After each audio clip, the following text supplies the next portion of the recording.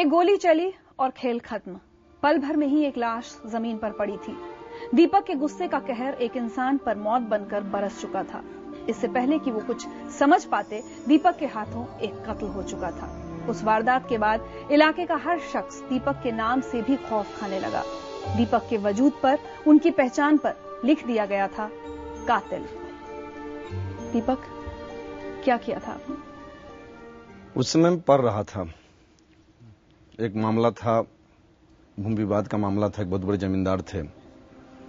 बहुत समझाने के बाद वो नहीं समझ रहे थे। एक दिन मेरे पिताजी से उनकी बहस हो रही थी। बहस होते होते उन्होंने कुछ अपशब्द का इस्तेमाल किया। मैं इसको बर्दाश्त नहीं कर पाया और मैंने उनकी जान ले ली। फिर केस हुआ, मेरी गिरफ्तारी हुई, मुझको जेल भेज दिया गया। अदालत ने आपको उम्र कैद की सजा सुनाई। उस वक्त तो लगा होगा कि अब जिंदगी खत्म हो गई। हाँ, जब लोअर कोर्ट सजा हो गई तो ऐसा लगा कि हाई कोर्ट एक आशा थी, लेकिन जब हाई कोर्ट ने कंफर्म कर दिया तब उस समय मुझको थोड़ा सा लगा कि अब तो जिंदगी बर्बाद हो जाएगी, अब तो 20 साल के बाद ही निकलूंगा। जब केस चल रहा था तब भी आपके दिमाग में सब चल रहा था कि गवाहों को मार दूं, क्या करूं, किसी तरह हाँ, ऐसा मैंने करवाया भी था। क्योंकि जब गवाह जो गवाही देने जा रहे थे मेरे खिलाफ, मैंने 1-2 गवाह का किडनैपिंग करवाया था जेल के अंदर से। तो फिर इसके बाद मेरे पिताजी को पता चल गया और मेरे पिताजी और माताजी दोनों गेट पर आए, रोने लगे कि देखो बेटा, सजा भी हो जाएगी, कोई बात नहीं है, तुम जिंदा जेल से बाहर निकलो, मुझको बेटा चाहिए। जब माता पिता ने ऐसा कहा तो फिर मैंने छोड़ दिया कि चलो अब जो होना होगा होगा, भगवान की जो मर्जी होगी वही होगा।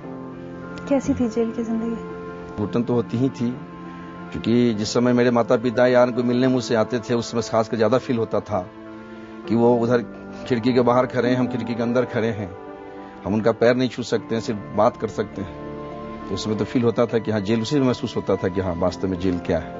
ये भी लगता होगा कि क्यों गुस्से में आके हाँ, उस समय पश्चाताप होता था कि हाँ मैंने बहुत भारी गलती कर दिया है, ऐसा नहीं करना चाहिए था। फिर आपने जेल में लोगों को पढ़ाना शुरू किया। मुझको ट्रांसफर कर दिया गया शहीद खुदीराम बोस सेंटर मुजफ्फरपुर। वहाँ कारा में एक इंटर कॉलेज है, उसके प्रिंसिपल थे केशव प्रसाद सिंह।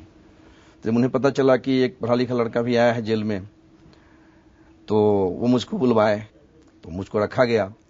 उसमें मात्र 5 बंदी छात्र थे। मैंने समझा बुझा के उसमें कारा इंटर को 125 छात्र पूरा कर दिया। इसी बीच में एक जेलर ज्वाइन किए, मनोज कुमार सिन्हा। तो उन्होंने कहा कि दूसरों के लिए तो आपने बहुत कुछ किया, अपने लिए आपने क्या सोचा है? तो मैंने सोचा कि सर क्या सोचेंगे, अब तो सजा काटने के बाद तो कुछ मिलेगी, सजा काट लिया हमने तो सरकारी नौकरी भी नहीं मिलेगी, तो क्या सोचे, क्या करेंगे बाहर निकल के हम? तो बोले कि ऐसा कर लीजिए, आप जेल से लॉ कर लीजिए। मैं आईजी से परमिशन मैंने कहा ग्रेजुएशन पूरा हुआ नहीं, फिर लॉ कैसे हो जाएगा? तो चूंकि मैं सेंटअप हो चुका था, परीक्षा देनी थी, तो आईजी बिहार से परमिशन लिया। उन्होंने मुझे ग्रेजुएशन की परीक्षा दिलवाया, फिर उनसे परमिशन लेके उन्होंने परमिशन दिलवा कर 3 पार्ट लॉ करवाया। अच्छा। और जेल से मैं लॉ किया, और मतलब ये मेरा सौभाग्य कहा जाए कि मैं 3 पार्ट में जो है यूनिवर्सिटी में नंबर 1 पे रहा। वाह।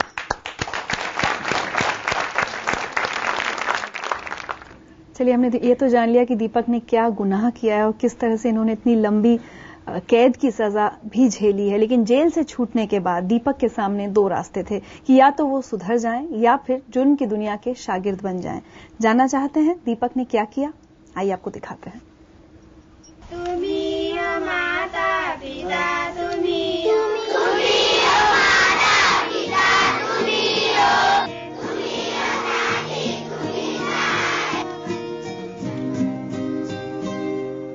दीपक सर बहुत अच्छे आदमी है, सर का बिहेवियर भी बहुत अच्छा है।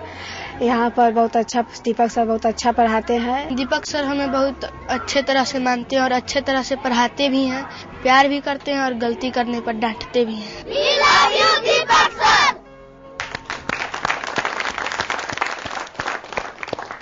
स्कूल खोलने का आइडिया कहाँ से आया? जब मैं सजा काट के बाहर आया तो मैं दरवाजे पर बैठा था, बहुत लोग मुझसे मिलने आए, बहुत लोग डरते भी थे। कुछ बच्चे थे जो सड़क पर से मुझको झांक करके देखते थे और भाग जाते थे। तो मैनेजर उन पर गई, तो मैंने पूछा, मेरे जो और बगल बगल में बच्चे थे उनसे कहा कि देखो तो बच्चे आ रहे हैं, यहाँ क्यों नहीं आ रहे हैं? वो आते हैं, झांक के चले जाते हैं। तो जब गया पूछने के लिए कि चलो चलो, तो नहीं वहां नहीं जाएंगे, वो खूनी है, हत्यारा है। बच्चे की जो बात थी कि खूनी है, हत्यारा है, ये बात बार बार मेरे दिमाग को जो है झकझोरती थी कि आखिर बच्चे मुझको खूनी समझते हैं। कुछ ऐसा मैं काम करूं यहाँ पर, इसी जगह पर, कि एक दिन वही बच्चे प्यार से मेरे पास आए, और यही सोच करके मैंने जो है स्कूल खोलने का मन में ये किया कि मैं स्कूल खोलूंगा और इन बच्चों को शिक्षा दूंगा यहाँ।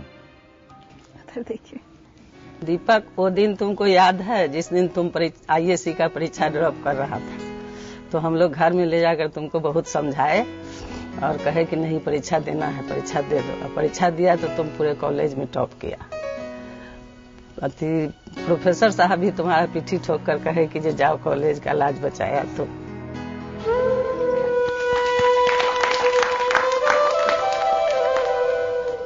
माता पिता के वो साल कितनी मुश्किल से गुजरे होंगे जब आप नहीं थे। नेचुरल।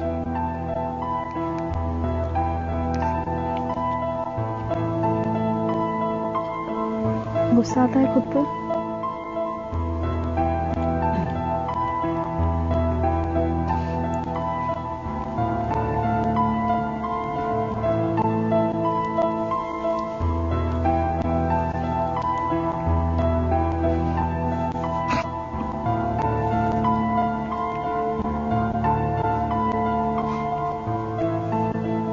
माता पिता का अरमान जो था वो भी चाहते थे कि मेरा बेटा कहीं पे IAS करे, IAS बन के जाएगा, कहीं जिला का DM होगा, लेकिन समय जो है ऐसा करवाया कि बेटे को अपराधी बना दिया। अपराधी से फिर अभी समाज की मुख्य जुट के बच्चों को पढ़ा रहा हूं। उनके सारे अरमान पीके पड़ गए। हमारी चिंता से उन्होंने अपना स्वास्थ्य गला दिया।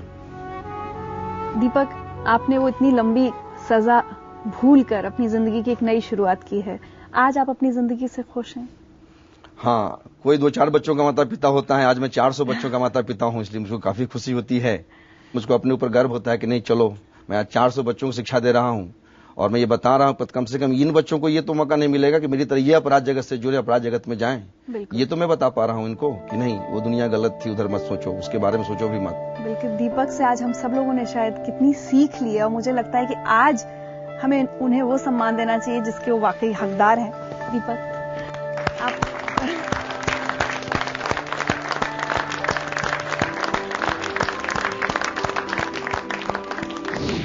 दे देने ही मतलब सांत्वना दे कि भाई जो कुछ होना था वो हो चुका है। आज अच्छे मार्ग पे चलो, अच्छा काम करो।